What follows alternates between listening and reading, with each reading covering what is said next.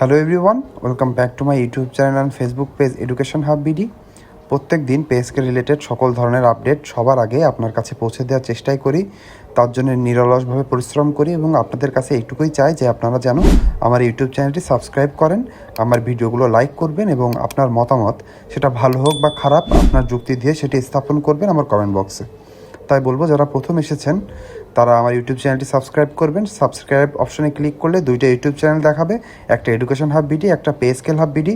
দুইটাই আমার চ্যানেল এবং আমি সকল নিউজ এই দুইটা চ্যানেলের ভাগ করেই দিই। তাই বলবো, যারা দুইটা সকল ধরনের নিউজ পেতে চান তারা দুইটা ইউটিউব চ্যানেলে সাবস্ক্রাইব করবেন। ভিডিওটি আপনার সামনে এসেছে যখন অবশ্যই লাইক করে দিবেন। ভিডিওটি ভালো লাগলে অন্য কারোর সাথে শেয়ারও করতে পারেন এবং যে আজকের যে প্রস্তাবনা দেওয়া হয়েছে পে কমিশনের কাছে, সেই প্রস্তাবনাটি আপনার কেমন লেগেছে, আপনি এটার সাথে একমত কিনা সেটা কমেন্ট বক্সে লিখে যেতে ভুলবেন না। তাহলে চলুন আমরা মেন ভিডিওতে চলে যাই। আমরা মেন ভিডিওতে চলে এসেছি। আজকের টপিকটি হলো নবম পে স্কেলে ঈদ বোনাস দ্বিগুণের প্রস্তাব। বাংলাদেশ ফরেস্ট অ্যাসোসিয়েশন নবম পে স্কেলের আলোচনায় সরকারি চাকরিজীবীদের জন্য বেশ কিছু গুরুত্বপূর্ণ আর্থিক প্রস্তাব দিয়েছে।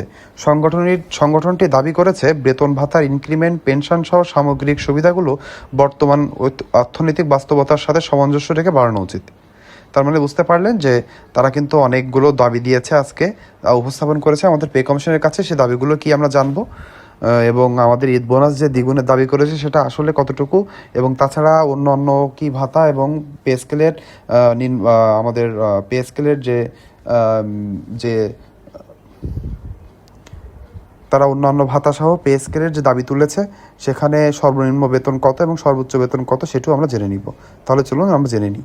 সভা সংক্ষেপ তারিখ, এটা হচ্ছে 29 অক্টোবর 2025 বুধবারের পে কমিশনের আপডেট।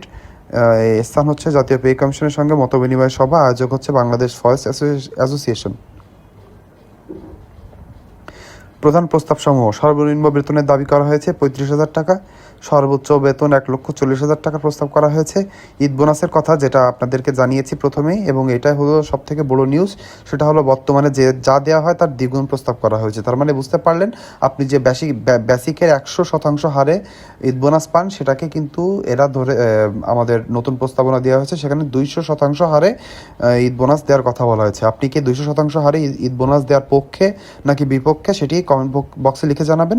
তাহলে আমরা জানতে পারবো যে সকলে আমরা এটার সাথে একমত কিনা। বাড়ি ভাড়া ভাতা, সেটা হচ্ছে মূল বেতনের 60% করার দাবি, যাতে সকল গ্রেডের কর্মচারীদের সমানভাবে সুবিধা পান। বৈশাখী ভাতা, মূল বেতনের সমান প্রদানের প্রস্তাব, যেটা আমাদের এখন মূল বেতনের 20% হারে দেওয়া হয়, সেটা আমাদের মূল বেতনের সমান দেওয়ার দাবি করেছে বৈশাখী ভাতা। শিক্ষা ও অন্যান্য সংক্রান্ত প্রস্তাব। শিক্ষা প্রস্তাবে 1 সন্তানের জন্য মাসিক 2,000 টাকা, 2 সন্তানের জন্য 4,000 টাকা দাবি করা হয়েছে। চিকিৎসা ভাতা প্রতি মাসে 5,000 টাকা দাবি করা হয়েছে। টিফিন ভাতা প্রত্যেক মাসে 3,000 টাকা দাবি করা হয়েছে। বার্ষিক ইনক্রিমেন্ট 10% করার দাবি করা হয়েছে। পেনশনারদের জন্য চাকরি জীবনের শেষে 100% পেনশনের দাবি করা হয়েছে। তার মানে আমরা প্রধান প্রস্তাব ও দাবিগুলো দেখে নিলাম। এখানে আমরা মনে করি ওনারা যে বেসিকের কথা বলেছে, সর্বনিম্ন বেসিক, সেটা ঠিক আছে, এবং এখানে দেখা যাচ্ছে 1:4 অনুপাতেই কিন্তু আমাদের বেতনের প্রস্তাবনা তারা দিয়েছে। এবং আমরা সকলে, আমরা যারা সরকারি চাকরিজীবীরা আছি, বিশেষ করে যারা 11 থেকে 20তম গ্রেডের ভিতরে আছি, তাদের কিন্তু মনের দাবি এটা যে আমাদেরকে যেন 1:4 অনুপাতে দেওয়া হয়। আমরা সকলে জানি যে দেশের এখন মুদ্রাস্ফীতির পরিমাণ কেমন, সব কিছুর দাম 2 গুণ থেকে 3 গুণ হয়ে গিয়েছে। সেখানে একজন 1,40,000 টাকা বেতন পাবে, অন্যদিকে যদি একজন 15,000 বা 10,000 টাকা বেতন পায়, তাহলে একই বাজার থেকে তারা কিভাবে বাজার করে সংসার চালাবে? আপনি জানেন যে আপনার পরিবারে যদি 6 জনের সদস্য থাকে, তাদের শুধু বেসিক খাওয়া দাওয়া করানোর খরচই আসবে 25,000 থেকে 30,000 টাকা। তাহলে আমাদের সকলের দাবি আমাদের বেসিক বেতনটি যেন 35,000 টাকা সর্বনিম্ন করা হয়, এবং যতটুকুই করা হোক না কেন সেটা যেন 1:4 অনুপাতে করা হয়, এবং 30,000 টাকার নিচে কোনো বেতন কাঠামোই কিন্তু সরকারি চাকরিজীবীরা মেনে নিবে না। তারা কিন্তু ঘৃণা ভরে প্রত্যাখ্যান করবে, দরকার পড়লে তারা রাজপথে নেমে তাদের দাবি আদায় করবে। অন্যান্য ভাতাগুলো এখানে দেওয়া আছে, যেগুলো শিক্ষা ভাতা বা মেডিকেল ভাতা, বাড়ি ভাড়া ভাতা, সেগুলোর সাথে আপনি একমত হয়েছেন কিনা, অথবা আপনার যদি একমত না হন কেন হননি, সেটা কিন্তু কমেন্ট বক্সে লিখে যেতে ভুলবেন না। ফরেস্টারদের জন্য বিশেষ দাবি করা হয়েছে, সেটা হচ্ছে ডিপ্লোমা ইন ফরেস্টারিদের জন্য অন্যান্য ডিপ্লোমাদের মতো 10 গ্রেডে উন্নতিকরণ, 2য় শ্রেণীর পদমর্যাদা দেওয়ার প্রস্তাব, এবং আরও কিছু প্রস্তাব শুধু ফরেস্টারদের জন্য তোলা হয়েছে। ঝুঁকি ও নিরাপত্তা সংক্রান্ত প্রস্তাবনা, ঝুঁকি ভাতা, মাঠ পর্যায়ে কাজ করা কর্মীদের জন্য মূল বেতনের 50% ভাতা প্রদানের প্রস্তাব, যেটা হচ্ছে ঝুঁকি ভাতার কথা বলা হয়েছে। দায়িত্ব পালনকালে আহত বা নিহত হলে তাৎক্ষণিক চিকিৎসা এবং পর্যাপ্ত ক্ষতিপূরণের প্রদানের ব্যবস্থা।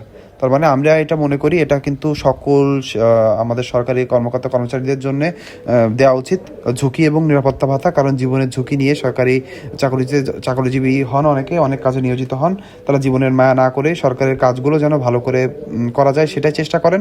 কিন্তু সেখানে যদি একজন অসুস্থ হয়ে যায় বা সে মারা যায়, তখন দেখা যায় তার পরিবার কিন্তু বেশি ক্ষতিপূরণ পান না। সেটি একটু ভালো পরিমাণে দেওয়া এবং সকল সরকারি কর্মকর্তা কর্মচারীদের জন্য চিকিৎসা বিমার আন্ডারে নেওয়া হয়, সেটাই যেন চেষ্টা করা হয়, সেটাই আমাদের প্রস্তাব থাকবে। বেতন কাঠামো হালনাগাদ ও পে কমিশনের প্রস্তাব, প্রতি 5 বছর অন্তর নতুন পে কমিশন গঠন করতে হবে। মূল্যস্ফীতি, বাজার দর ও জীবনযাত্রার ব্যয়ের সঙ্গে মিল রেখে বেতন ভাতা হালনাগাদ করার প্রক্রিয়া স্থায়ীভাবে চালু করা উচিত। তার মানে বুঝতে পারলেন এখানে যে আমরা যেহেতু জানি যে 2015 সালে কিন্তু লাস্ট আমাদের পে স্কেলটা করা হয়েছে, তারপরে কিন্তু 10 বছর অতিক্রান্ত হলেও আমাদের নতুন পে স্কেল আসেনি। এটা কিন্তু সম্পূর্ণ একটি অনৈতিক কাজ। আপনারা জানেন যে প্রত্যেক 5 বছর পরই কিন্তু মুদ্রাস্ফীতির পরিমাণ অনেক বেড়ে যায়। এজন্যে আমাদের সকলের দাবি হলো 5 বছর পর সকল যে সরকারই থাকুক না কেন সে সরকার জন্য একটি পে কমিশনের মাধ্যমে বেতনটি হালনাগাদ করেন এবং বেতনটি যতটুকু হওয়া প্রয়োজন ততটুকুই করেন। তাহলে দেখা যাবে যে অনেক বৈষম্য কমে যাবে। তাদের সার্বিক দাবি হচ্ছে বন বিভাগের কর্মীদের দায়িত্ব অত্যন্ত ঝুঁকিপূর্ণ ও কঠিন, তাই তাদের প্রাপ্য সম্মান, ভাতা ও সুবিধা দ্রুত বাস্তবায়ন করা হলে সরকারি কর্মচারীদের মনোবল আরও বাড়বে এবং কর্মকর্তাদের দক্ষতা বৃদ্ধি পাবে। তাহলে আজকের ভিডিওটি এই পর্যন্তই। আপনি এই ভাতা এবং যে বেতনের প্রস্তাব করা হয়েছে তার সাথে একমত কিনা কমেন্ট বক্সে অবশ্যই লিখে জানাবেন। আমার এই ভিডিওটি ভালো লেগে থাকলে ভিডিওটি লাইক করে দিবেন। কোনো কিছু জানার থাকলে কমেন্ট বক্সে লিখতে ভুলবেন না। মনে করে আমার এই ইউটিউব চ্যানেল দুইটি সাবস্ক্রাইব করে দিবেন, তাহলে আমি যে আপডেটেড ভিডিওটি দেবো সেটি সবার প্রথমে আপনার সামনে চলে যাবে। তাহলে আজকে এ পর্যন্ত, সবাই ভালো থাকবেন, ধন্যবাদ।